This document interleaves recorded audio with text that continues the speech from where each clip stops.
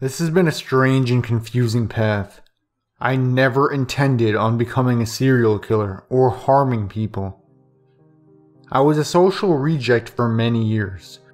I was picked on in high school and often ate lunch alone, sometimes even having to eat in the bathroom. I wasn't so much bullied as I was just flat out rejected. I saw the pretty girls in my school and I always longed to have a girlfriend of my own. Someone to hold and love like nobody else ever could. But that was never possible with my current social standing throughout high school, or even into my college years. My mother, who raised me alone, was never able to afford a cell phone for me. But when I got into college, I worked at a local McDonald's and we were able to each get a phone. With some luck, we were both able to get iPhones for a relatively low cost. We didn't get too much data usage with our plan, but we were happy nonetheless. I downloaded a bunch of free games, avoiding the social media apps. I'm sure you can imagine why. About a month went by, attending classes in hopes of becoming a writer someday. I made sure to help out my mom wherever I could, and I did my best at my extremely remedial job. I was content with my life for the time being, but months passed, and life became monotonous yet again. I found myself laying alone at night, imagining what it would be like to feel the warm embrace of a woman. I downloaded a few dating apps online. I got one that forced you to pay for a subscription to message people. I deleted it once the realization hit me. I got another and there was not one woman who messaged me back. I couldn't figure out why though. My profile picture was nice looking and there was nothing weird about the profile I created in general. I found myself at a loss when I realized that none of the women on that app wanted anything to do with me. I was searching through the app store when I came across it. Tinder. I loved it the second I downloaded it. I didn't bother to swipe any girls to the left. I liked all of them just to up my chances of being matched.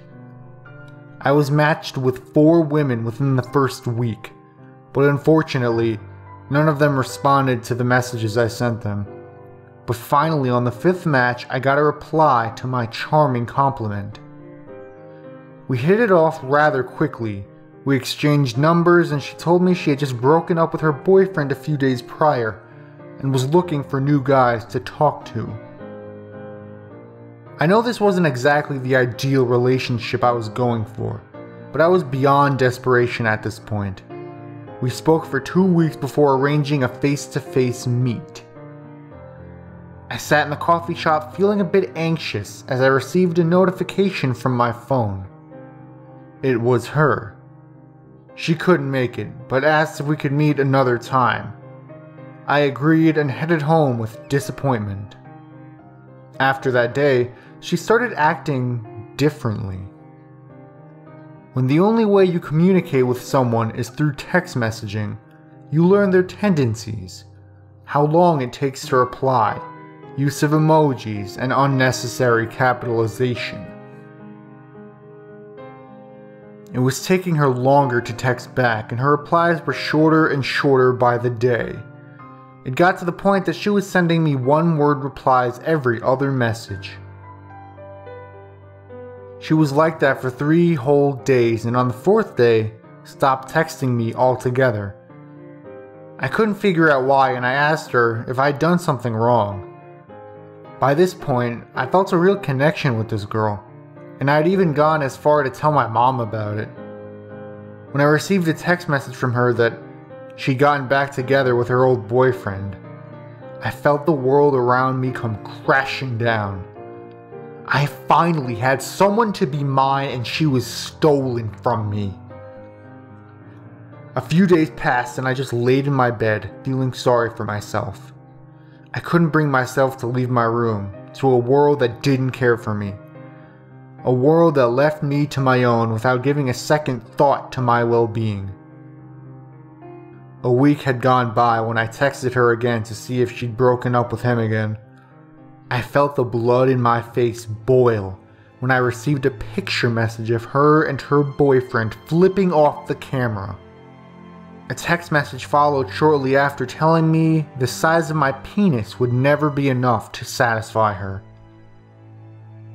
I'd never felt so hurt and betrayed in my life.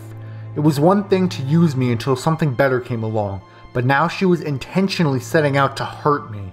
I wanted nothing more than to kill the both of them, but I wasn't sure if I'd be able to do it.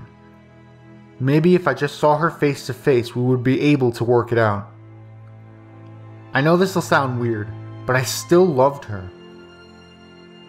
I did some detective work and figured out her address from her Facebook account, and headed there the following Saturday. I was greeted by the beautiful blonde, still wearing her pajama pants. The look of shock on her face told me that I was the last person she'd expected. I told her that I loved her, and we should be together. She laughed and slammed the door in my face. I couldn't even describe how hurt I felt at that point.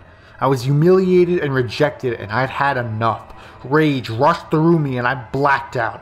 When I came to, I was standing over the corpse of a blonde 20-year-old with blood everywhere. I almost puked when I realized what had happened. I just murdered a woman in cold blood, and I was going to spend the rest of my life behind bars if I didn't do something quick. I raced upstairs to what I assumed to be her room. I grabbed her phone and deleted all my contact information. I must have gotten lucky because nobody was around when I sprinted back to my car and sped off. I did my best to take my mind off the intensely grotesque situation by going back on Tinder. I swiped until I ran out of likes and then headed off to bed. The next day I awoke. I'd been matched with a girl who seemed interested. I simply couldn't help myself when I messaged her. After I got her number, we spoke about our previous relationships. I told her I would just be heartbroken if my last relationship were to repeat itself.